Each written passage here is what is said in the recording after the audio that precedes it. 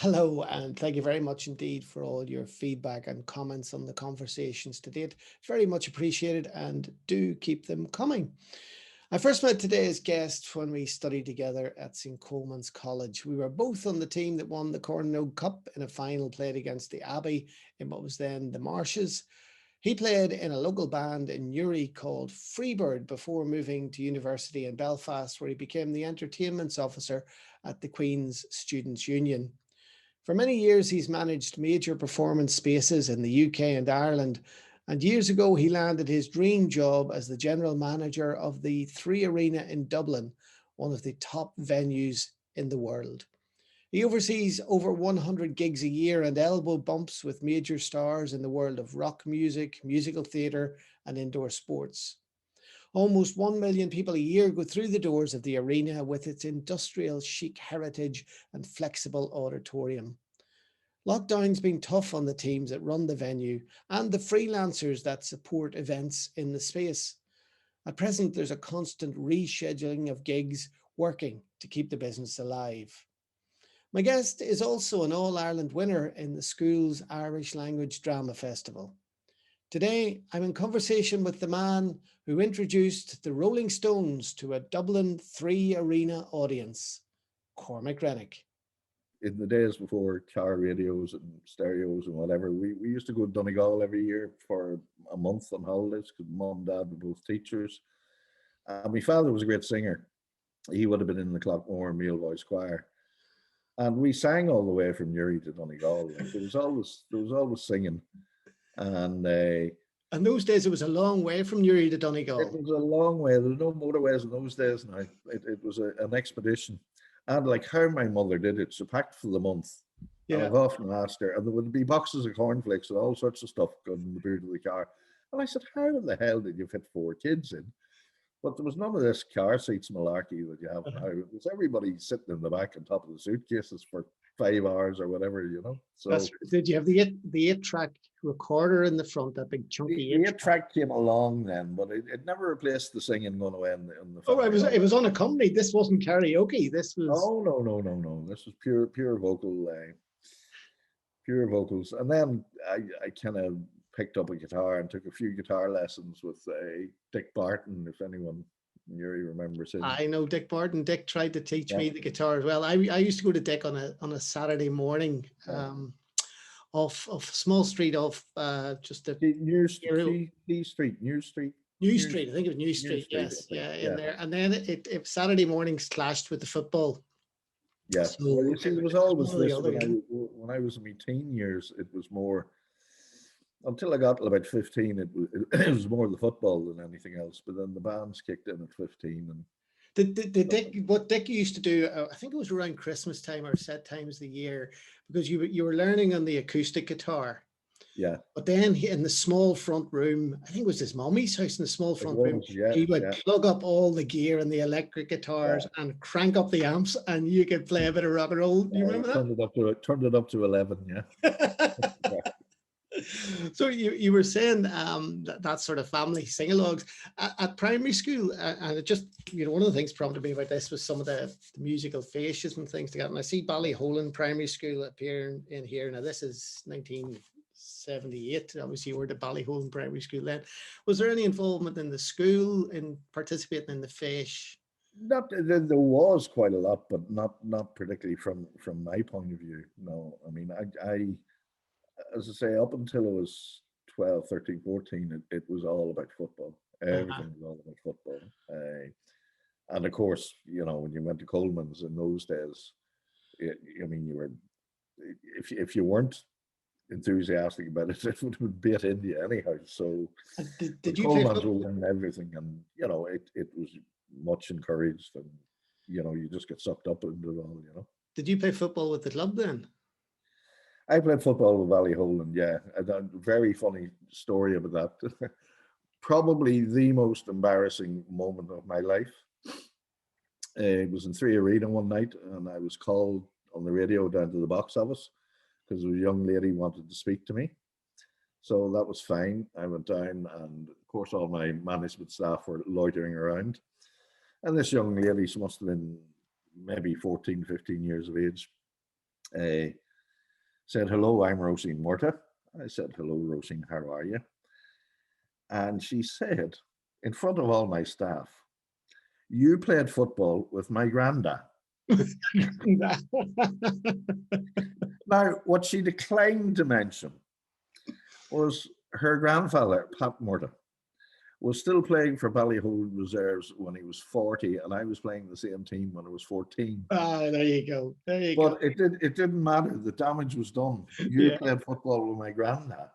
Well, then you said you were playing or went to guitar lessons with Dick Barton, and did you get involved in the music scene then locally? Yeah, I kind of we formed a little band with a few friends of mine, initially called Road Roller, strange name, and then it morphed into a band called Freebird, which was myself, Gary Price, who's still an accountant in the town, Tom Delahunt, who's an architect in the town, Yeah. Declan McAllister, who I think is in Holland, I think, possibly, and Barry Hughes from out the Belfast Road. So we had a band which we played the youth clubs and stuff, mainly memories of like Mayor Bridge Youth Club, and Clog was always a big place to play. And Yeah. you know, we were out doing covers, and we played for kind of 2.5, 3 years maybe, you know. There was a really lively band scene in the town around then. A lot of guys formed up into bands, and the venues were there. You know, the outlets were there for performing. Yeah, I mean, I think, look, I remember seeing Jim Armstrong, who was once rated third best guitarist in the world when he was with Van Morrison and them. But I remember seeing him in the Talk of the Town. I remember sticking to the floor in the Talk of the Town and seeing Jim Armstrong playing the guitar. But there was great music about, and like there's great music no matter where you go in Ireland. There's so much talent, and you know, it's only a very small amount of those people that make it to the big time. But the amount of talent in this country is just astounding, you know. Yeah, I think there's a performer in everyone, isn't there? Yeah, I think we were born to perform, you know. Well, after we won all the trophies for the football in the college, then you went on to Queens, and you were involved in the entertainment scene around the Union in Queens. Yeah, it was. I mean, I kind of started, the football was still going, but I'd had my back walked on in the McCrory Cup quarterfinals. So by the time I tried out for the freshers team in Queens, or whatever, I just wasn't in my best of health. But no, I got involved with volunteering, just helping set up the gigs and just move equipment about, lug stuff from A to B. And we graduated then, we had a little team of boys. So we did work for the promoters for Aikens and MCD and stuff. So we would have been doing gigs in the Ulster Hall, Macefield Leisure Centre, Andytown Leisure Centre, the Whitla Hall. And then eventually, in my final year, I got elected as entertainment officer. So that was the start of booking bands and looking after venues and whatever. And you know, Queens back in the day, that Queens Students' Union building, which unfortunately they're tearing down as I speak. Yeah. I mean, that could hold 3,000 people for a freshers' ball over 3 different levels, and it was a great venue and lots of music and lots of good friends made there and lots of contacts. Well, that's true. You had the sort of more formal performance space venue down below, and then the speakeasy at the first level, then the dining level, snack bar up the top, and bar all points in between. You know, Yeah. I remember the last event I ran there was called Cormac's Comic May Ball. It was a fiver in, and there was 17 bands on the bill, and it was headlined by Phil Lynott in a band called Grand Slam, which was just after Thin Lizzy split up. So it was Phil Lynott and Brian Downey and 2 other guitarists. I think it was a guy called Dosh Nagel from the Boogie Boys and Lawrence Archer from Stampede. And the whole theme of it was, I went to DC Comics and got thousands of back issues of the Dandy and the Beano and stuff. And I had a 7-foot-tall Desperate Dan with a pint of Guinness in his hand at the front door. And we did a whole thing around the Whitla Hall, or the what's now the Mandela Hall, but was the McMorty Hall. Yeah. And we did a whole storyboard thing, 20-foot high, of Desperate Dan taking Minnie the Minx to the Mayball and all this. And there was comics on every table and all this sort of vibe. So it was great old crack. But I remember, like a fiver for 17 bands. Where would you get it? Where would you get the Phil, five? and Phil Lynott played all Thin Lizzy's hits, you know. And no booking fee either. No booking fee. No, there was simpler days. Cash only. Cash only. Simpler days, you know. No card handling fee either. But you look at that space and that students' union, and because I suppose it didn't have a huge degree of formality about it. I mean, it was Rough and Ready's probably not far away from, you know, it was functional. Yeah. There was no niceties about it, but it allowed you to use the spaces in a creative way. You could, and you could think kind of out of the box a bit and dress it up a bit like that. Like I say, I also remember riding a pantomime horse on the stage one night to introduce the band. And the back half, I can't remember who the front half of the horse was, but the back half was a fellow called Jerry Shepherd, who was the deputy president of the Poly at the time. And the band in question was a kind of piss-take band called the Hank Wangford Band. Some people may have heard of them, kind of country and western band. Pastiche, fronted up by a guy called Dr. Sam Hutt, who was a gynecologist by day, and Hank Wangford by night. Where would you get it? Where would you get it? Yeah, well, I also remember their contracts or any correspondence you got from them. They were managed by a crowd called Sincere Management, which is headed up by a fellow called Pete Jenner, who managed Pink Floyd for a while. But it was always Sincere Management, and then on the back of the watermark was the checks in the post. You know? So did it become natural for you to move into a more professional role in that sort of fixture? Well, these things happen. When I finished Queen's, I spent a year with myself and Kevin McAllister, probably better known as Kevin Gerard to a lot of the listeners. Indeed, yeah. A famous Newry DJ. We kind of set up a wee promotions company, and we were kind of looking after a few bands and putting them into various venues, hotels around the place and stuff. But we actually were booking a 13-piece swing band at the time called the Northern Swing Big Band, who used to do, like, they did Beatles classics and whatever, but all to the swing band sound. And we started putting them into trendy nightclubs and putting them into student ball nights and stuff, and it really worked. So we were doing that for a year or so, but to be honest, we were barely covering ourselves doing it. And Kevin decided to go off to sell snow to the Eskimos, which he'd be very good at. So I decided that I'd probably have to move across the water. And it was a while looking for jobs. And then, of course, I was offered 2 in the 1 week. I was offered a post of a permanent entertainment manager, promotions manager in Aberystwyth in Wales, or I was offered the chance to work as a trainee manager in HMV in Liverpool. And I went for Aberystwyth because my plan at the time, if there was such a thing as a plan, was to spend a year there booking bands and making more contacts with the agents in London, and then maybe to take myself off to London and see if we can get working as an agent. But as it happened, look, as ever, woman appeared and student, and so I stayed there for 3 years rather than the 1 year. You know, so it was kind of the student union thing had run its course, and I was looking around and I just saw this ad in the Guardian that young dynamic theatre managing company looking for young individuals, blah blah blah, and I went for an interview with a guy called Sam Schroeder, who was a great character, and he was a director of a company called Apollo Leisure.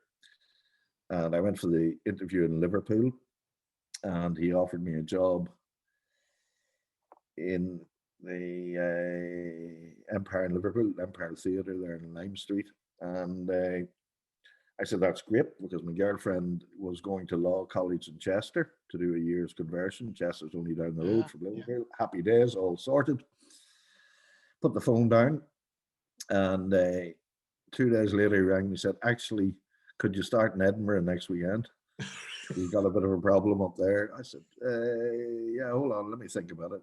And it was the Edinburgh Playhouse, and at the time, well, it still is, the biggest theatre in Britain, 3,100 seats. And at the time, it was primarily a rock and roll house. Mm-hmm.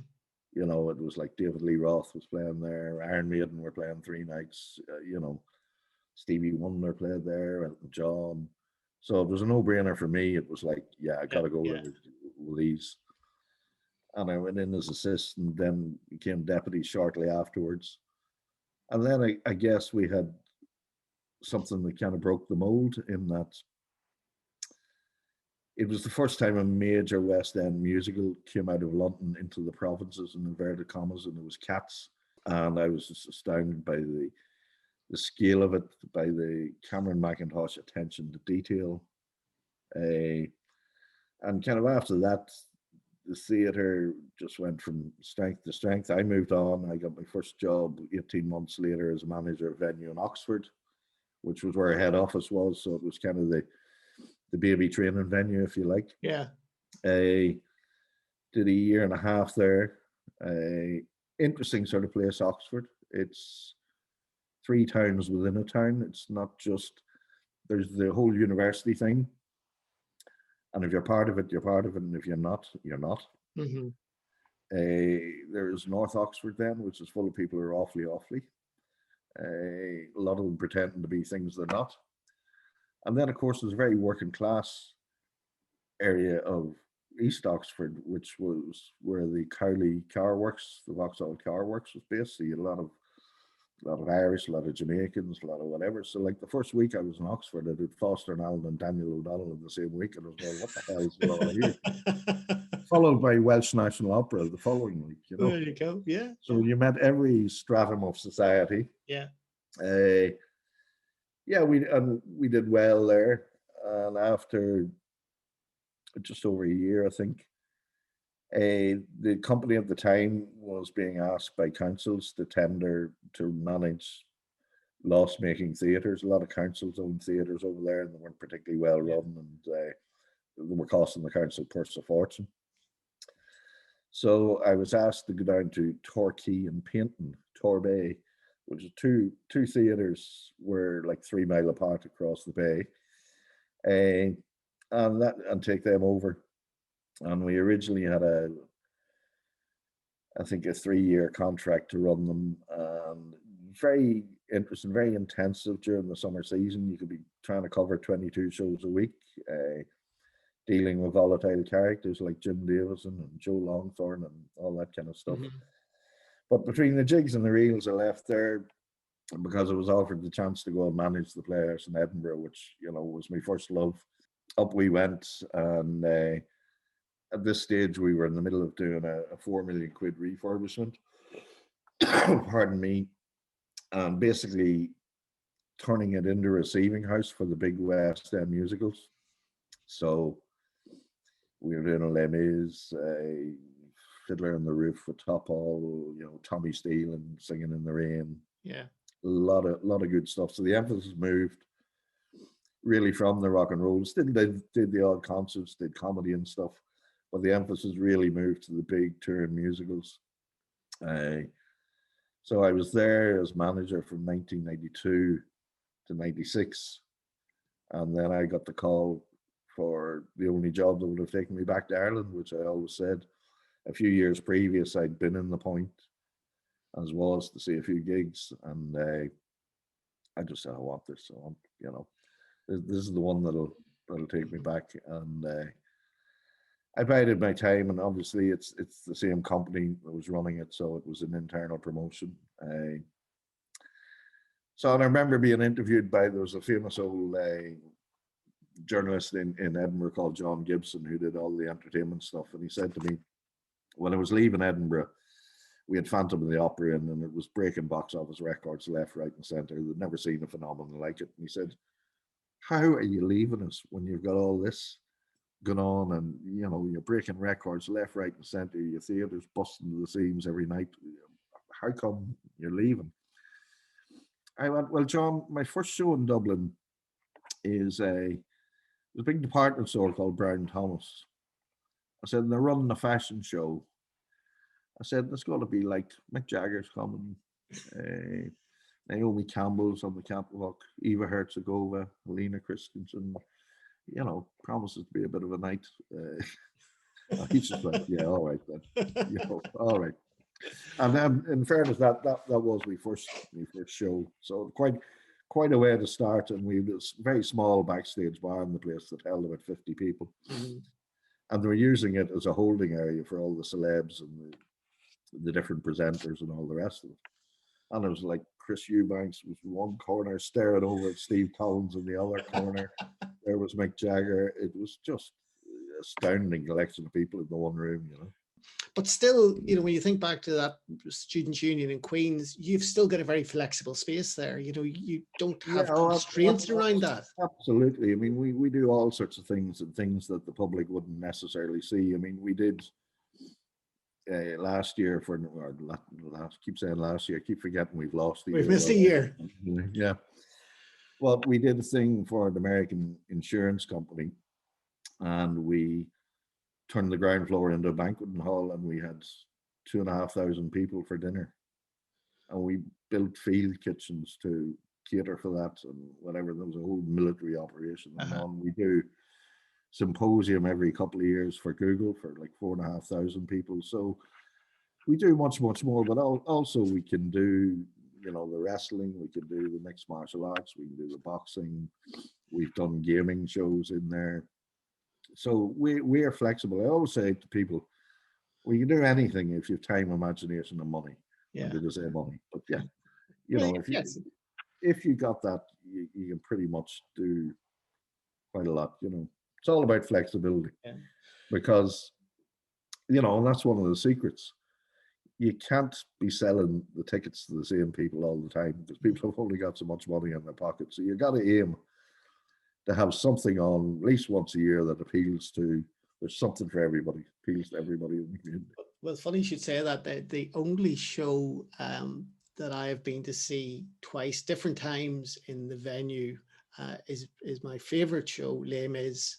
Yeah. And I saw it the first time, and then the second time, and it came back the second time. A friend of mine, Peter Carey, was playing Javert. Oh, Peter, yeah. And that harks back to, I think you were saying that was in Edinburgh when you were in Edinburgh as well. Les Mis was in Edinburgh, and I mean, you know, it's still one of my, well, it is my favorite musical.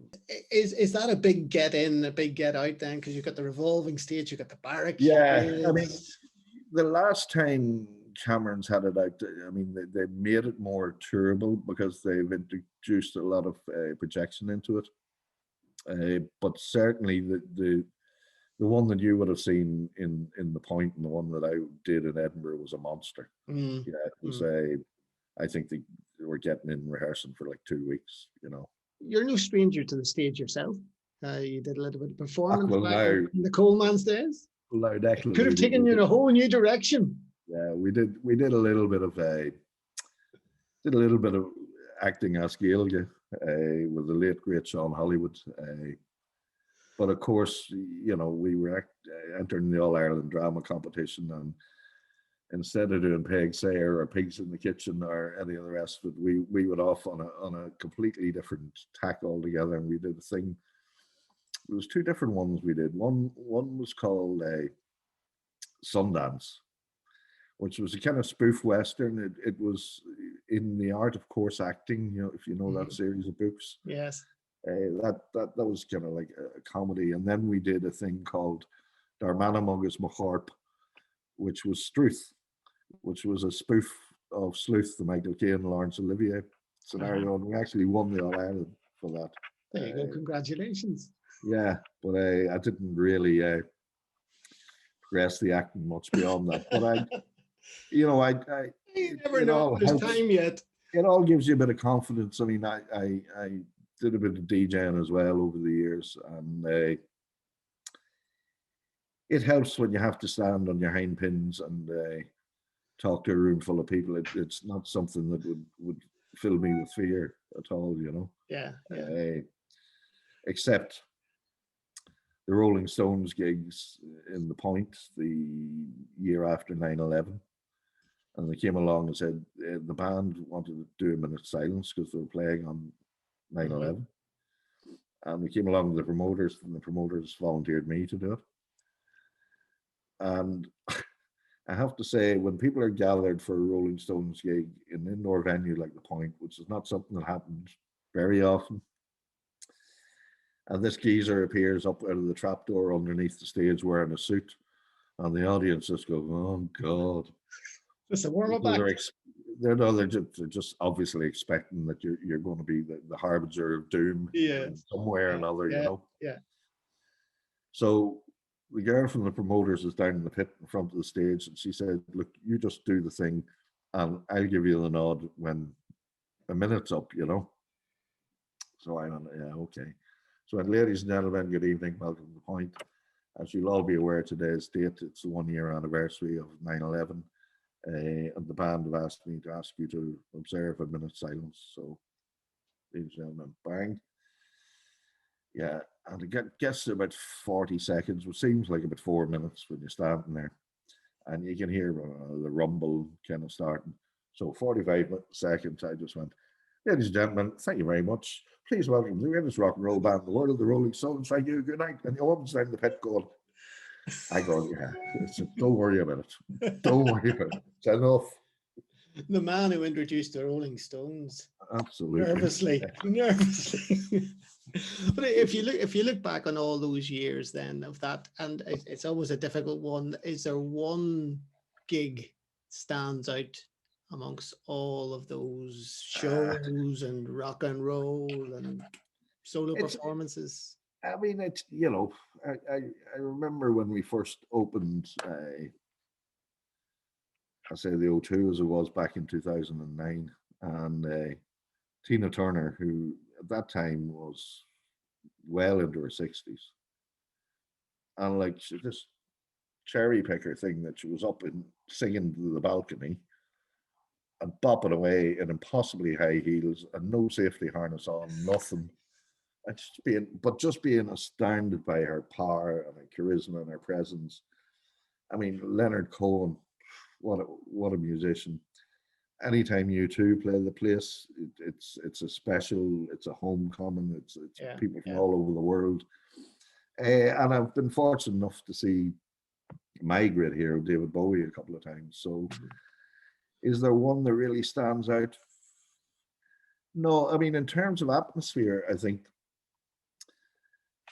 the biggest event in terms of just the sheer excitement of it and the fact that it went on so long and it was nearly midnight and whatever was the night that Bernard Dunn won the world title. Just the atmosphere, because he got knocked down in the fifth and the sixth and got up, and just the atmosphere in the place that night. The place was bouncing. But there's been many great nights, and you know, it would be hard to pick one out in particular and go, that was the one, you know.